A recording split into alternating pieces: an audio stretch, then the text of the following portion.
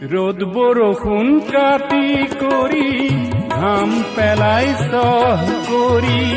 তোমাৰ বুকুৰ সোণ চাপাওঁ আনে নিয়ে কাঢ়ি ধৰিত্ৰী আই মোৰ আমাক তুমি নেৰিবা তোমাৰ চেনে দিনে আই আমি নিৰুপাই